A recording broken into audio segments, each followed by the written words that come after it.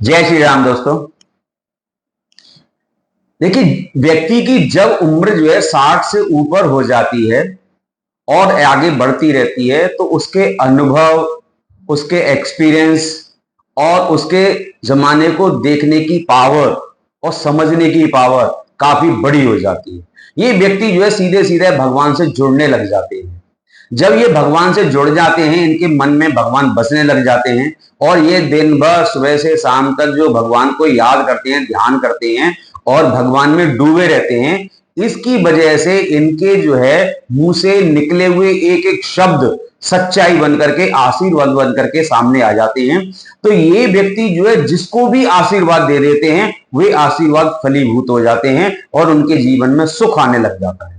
हमारे देश के जितने भी मंत्री हैं, नेता हैं, मुख्यमंत्री हैं, प्रधानमंत्री हैं, ऐसे बुजुर्गों के आशीर्वाद लेने के लिए वे दूर दूर तक चल करके जाते हैं। तो जहां कभी एक बुजुर्ग उनको समझ में आता है या उनको कोई बता देता है, वहां उनके पास आशीर्वाद लेने के पर चले जाते हैं और जैसे ही वो विजय श्री का आशीर्वाद दे देते हैं या उनको विजयी भव का आशीर्वाद दे देते हैं, तो सच में उनकी विजय हो जाती है और वे आशीर्वाद फलीभूत हो जाते हैं।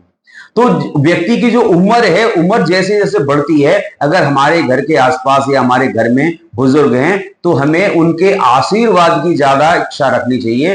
कोशिश ये करना चाहिए कि उनके हमें ज्यादा से ज्यादा आशीर्वाद मिले।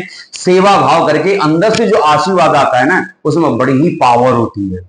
कोशिश ये करें कि उनके जो है श्राप की आप जो है भागीदार ना बने, क्योंकि उनके श्राप में भी उतनी ही ताकत होती है जितनी कि उनके आशीर्वाद दे दे। वे सच्चे मन से जब आशीर्वाद देते हैं तो फलीभूत होने लग जाते हैं।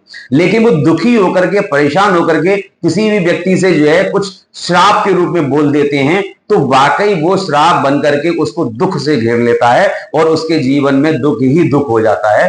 तो हमें अपने बुजुर्गों का सम्मान करना चाहिए और उनके आशीर्वाद लेने के, उनकी सेवा करके उनके आशीर्वाद लेंगे तो हमारा जीवन धन्य हो जाएगा और हम जो है सुखी हो जाएंगे और आनंदित हो जाएंगे। जय श्री राम।